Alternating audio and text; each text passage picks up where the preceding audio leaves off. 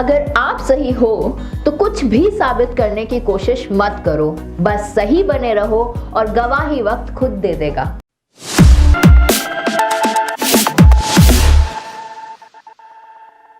Hello everyone, welcome back to teguniti.com और मैं हूं आपकी होस्ट दिव्या। आई होप आप सभी बहुत अच्छे होंगे और हमारे इस वीडियो सेशन में आप देखने वाले हैं what is the future of network marketing in India. Because network marketers के लिए रेड कारपेट है this 21st century. So without wasting much time let's get started. Network marketing आने वाले समय का बिजनेस है और ये बात मैं ऐसे ही नहीं बोल रही हूँ, इसमें 100% सच्चाई है। आज अगर आप कंट्रीज को उठाकर देखें कि जो भी कंट्री डेवलप्ड है उन सभी कंट्रीज के अंदर नेटवर्क मार्केटिंग बिजनेस को बहुत ही ज्यादा प्रायोरिटी दी जाती है, क्योंकि नेटवर्क मार्केटिंग बिजनेस एक लोगों का बिजनेस है और जब तक दुनिया में लोग रहेंगे तब तक ये बिजनेस चलता रहेगा और दुनिया ऐसे ही खत्म नहीं होने वाली है। इसलिए इस बिजनेस को लॉन्ग टर्म तक लोग कर सकते हैं और ये 100% रिस्क फ्री बिजनेस भी है। कुछ लोग इस बिजनेस को कहते हैं कि यहाँ पे बंदे फंसाने वाला काम किया जाता है या फिर कहते हैं कि ये एक चेन वाला सिस्टम है। कुछ लोग इसे मानते हैं कि जो लोग वेले होते हैं सिर्फ वही ये काम करते हैं और कुछ लोगों का मानना है कि ये सिर्फ टाइम वेस्टेड काम है, कि यहाँ पे प्रॉफिट बिल्कुल नहीं होता, लेकिन अगर आपके पास कोई काम करने को नहीं है तो आप इस बिजनेस को ज्वाइन कर सकते हो। जबकि ऐसा कुछ भी नहीं है और इसमें हम उन लोगों को दोष भी नहीं दे सकते, क्योंकि यहाँ पे सिंपल सा रीजन यही है कि लोगों के पास प्रॉपर नॉलेज अभी तक नहीं पहुंच पाई है about the network marketing business. दुनिया में कुछ काम ऐसे भी होते हैं जो लोगों को आसानी से समझ में नहीं आते। फॉर एग्जाम्पल फेसबुक और व्हाट्सएप। दिन भर में पता नहीं लोग कितनी बार फेसबुक और व्हाट्सएप पे चैटिंग करते हैं और अपना ज्यादातर टाइम उसी में स्पेंड करते हैं, लेकिन फिर भी जब आपसे वहां से एक पैसा भी नहीं लिया जाता तो आप ये सोचिए कि उनकी कमाई कैसे होती है। और स्टिल फेसबुक वर्ल्ड की टॉप 10 लिस्ट में आता है कमाई के नाम पर। तो अब सोचने वाली बात यह है कि अगर फेसबुक आपसे एक पैसा नहीं ले रहा तो उसके पास कमाई कैसे होती है। कुछ लोगों को ये बात समझ में नहीं आती और कुछ लोग सोचते हैं पता नहीं कमाई होती भी है या नहीं होती और कैसे होती है इसके बारे में कोई रिसर्च करना नहीं चाहता। सो गाइस, सबसे पहले आपके लिए ये जानना बहुत जरूरी है कि कोई भी इंडस्ट्री आखिर बनती कैसे है और चलती कैसे है। अगर आपको ये पॉइंट ऑफ व्यू क्लियर हो गया तो आपको बहुत ज्यादा डीप में जाने की जरूरत नहीं है। तो चलिए जानते हैं कि कोई भी इंडस्ट्री आखिर बनती कैसे है और उसे चलाया कैसे जाता है। किसी भी इंडस्ट्री को चलाने के लिए उसको 4 फेजेस से गुजरना पड़ता है और दुनिया में कोई भी इंडस्ट्री एस्टैब्लिश्ड हो उसे इन 4 फेजेस से जरूर होकर निकलना पड़ता है, जिसमें से पहली है negative phase, second is positive phase, third is growth phase and fourth one is the normal phase. Industry कोई भी हो, कैसी भी एस्टैब्लिश्ड हो, अगर वो इन 4 फेजेस से नहीं निकली है तो दैट मीन्स वो कोई इंडस्ट्री ही नहीं है। ये 4 फेजेस आखिर है क्या? चलिए इनके बारे में थोड़ा डिटेल में समझ लेते हैं, जिसमें सबसे पहला फेज है नेगेटिव फेज। ये फेज एक ऐसा फेज है जिसमें हर एक इंडस्ट्री को होकर गुजरना पड़ता है। ये वो टाइम होता है जब कोई कंपनी अपना न्यू बिजनेस मॉड्यूल मार्केट में इंट्रोड्यूस करती है, लेकिन लोग उसे एक्सेप्ट नहीं कर पाते, उसे ठीक से समझ नहीं पाते और टोटली उसे इग्नोर कर देते हैं। अब ट्रस्ट करना इतना भी आसान नहीं होता और एक सवाल तो सभी के जहन में जरूर आता है, नई चीज है, पता नहीं चले या ना चले। और ऐसा ही कुछ बैंकिंग सेक्टर के साथ भी हुआ था। जब बैंकिंग सेक्टर इंट्रोड्यूस हुआ था इंडिया में तो लोगों ने ट्रस्ट नहीं किया और कर ही नहीं पाए, क्योंकि किसी पर ट्रस्ट करना इतना आसान भी नहीं होता। अब कॉन्सेप्ट ये था कि आप बैंक में पैसा जमा कीजिए और उस पर थोड़ा सा इंटरेस्ट आपको मिलेगा, लेकिन ये एक लालच जैसी चीज दिखती है जिसमें लोगों को ये था कि अगर हमने अपना पैसा बैंक में रखा तो कहीं बैंक हमारा पैसा लेकर भाग ना जाए, और इसीलिए लोगों का ट्रस्ट यही था कि अपना पैसा है तो अपने घर में रखना ही ठीक है। और इंश्योरेंस सेक्टर को भी लोगों ने आते ही नकार दिया था। रीजन सेम था, लैक ऑफ ट्रस्ट, और दूसरी चीज ये कि जिंदगी का तो पता नहीं है, इंश्योरेंस किस बात के लिए भाई। अब इंश्योरेंस के ऊपर लोगों का बिलीव तब तक नहीं बनता जब तक कोई इंश्योरेंस लेकर उसका फायदा ना उठा लेता, और ऐसे बहुत सारे एग्जाम्पल्स हैं।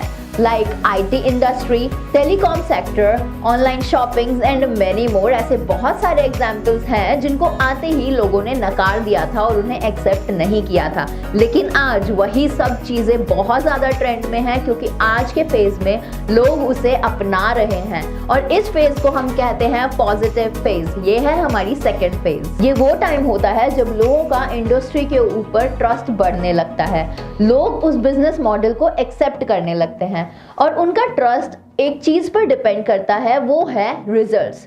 जब लोगों के सामने रिजल्ट्स आने लगते हैं तो उनका ट्रस्ट ऑटोमेटिकली बढ़ने लगता है और जो लोग इंडस्ट्री में उस टाइम दिलचस्पी नहीं दिखा रहे होते, जो इंडस्ट्री को इग्नोर करते हैं टोटली, वो रिजल्ट्स देखने के बाद उस इंडस्ट्री के अंदर दिलचस्पी लेना शुरू कर देते हैं।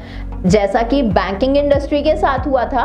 बैंकिंग इंडस्ट्री को स्टार्टिंग में लोगों ने बहुत ज़्यादा इग्नोर किया था, लेकिन जब किसी ने अपने रिश्तेदार या दोस्त को बैंक में पैसा रख के उस पर सेफ्टी मिले और उसके साथ उनको इंटरेस्ट मिला तो लोगों का ट्रस्ट उस बैंकिंग इंडस्ट्री के ऊपर बढ़ गया। इस तरीके से हमारे बैंक्स आज बहुत सारे हैं जो बहुत ज़्यादा ट्रस्टवर्दी हैं। और सेम हुआ था इंश्योरेंस सेक्टर के साथ भी। इंश्योरेंस की वैल्यू लोगों को तब पता चली होगी जब किसी दोस्त की दुर्घटना के बाद इंश्योरेंस का पैसा उनके परिवार वालों को मिला होगा।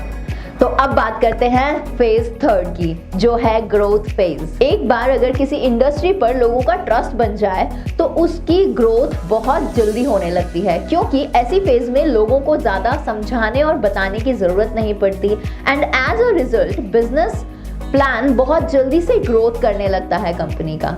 और जब तक कोई कंपनी ग्रोथ फेज में नहीं आ जाती तब तक लोग उसके साथ जुड़ना पसंद नहीं करते और जैसे ही कंपनी ग्रोथ फेज में एंटर करती है तो लोग इन्वेस्टमेंट के साथ साथ उसके साथ काम करना भी चाहते हैं और लोग उस कंपनी को बहुत जल्दी ज्वाइन कर लेते हैं। And number 4 is competition phase. हर एक कंपनी के अंदर एक वक्त ऐसा आता है जब कंपनी के अंदर ही कंपटीशन बहुत ज़्यादा बढ़ने लगता है। कंपनी की ग्रोथ को देखकर मैक्सिमम लोग कंपनी से जुड़ना शुरू कर देते हैं और अब ज़्यादा लोग जुड़े होते हैं तो ज़्यादा प्रॉफिट के चक्कर में लोगों के अंदर ही कंपटीशन शुरू हो जाता है। फिर चाहे वो कोई भी सेक्टर हो, चाहे बैंकिंग सेक्टर हो, इंश्योरेंस सेक्टर हो, टेलीकॉम सेक्टर हो या फिर हो ऑनलाइन शॉपिंग, आज हर जगह बहुत ही हाई लेवल का कंपटीशन चल रहा है। अब अगला सवाल ये कि किसी भी इंडस्ट्री को ज्वाइन करने का सबसे बेस्ट टाइम क्या होता है?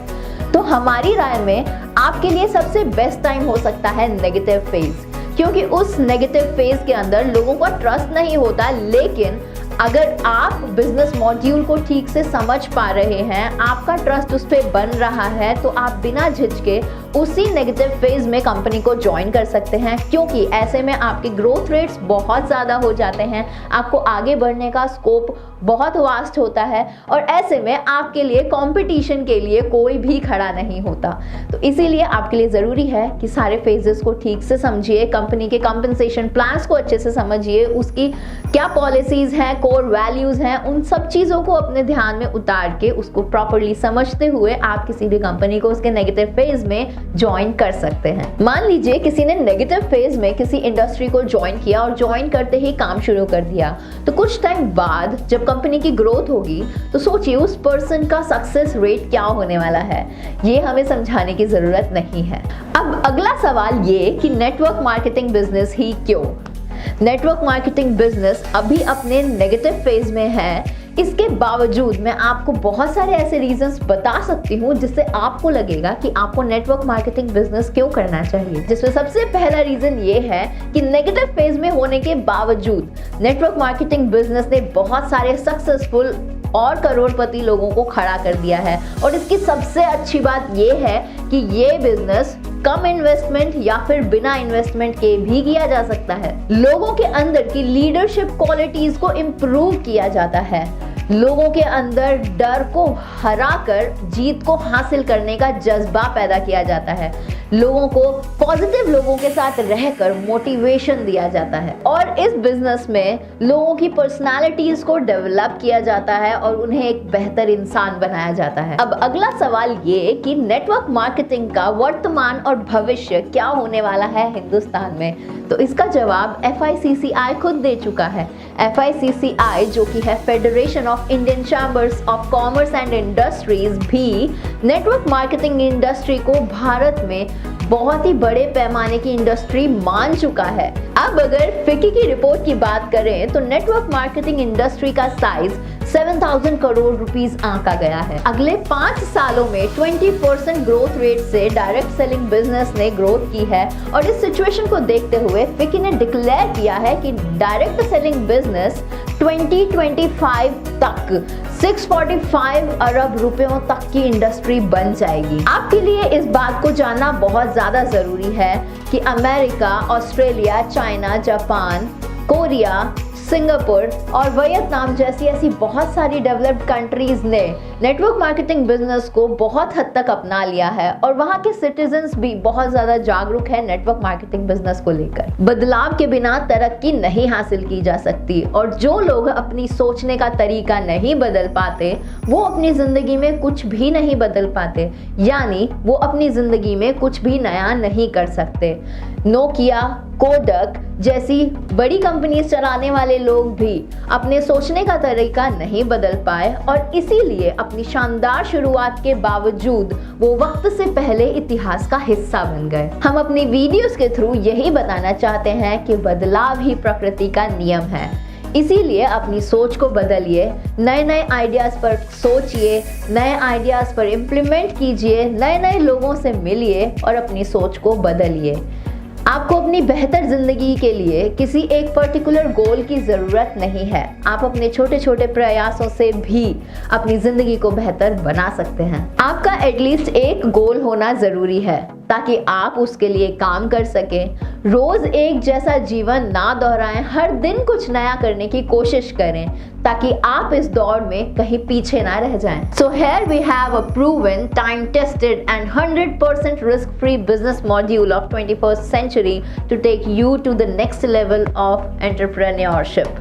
And if you are thinking that you have an entrepreneurial mindset, then you can contact us at our WhatsApp number. Your future is created by what you do today, not tomorrow. जल्द हम फिर हाजिर होंगे एक ऐसे ही video के साथ। तब तक के लिए अलविदा। जय हिंद।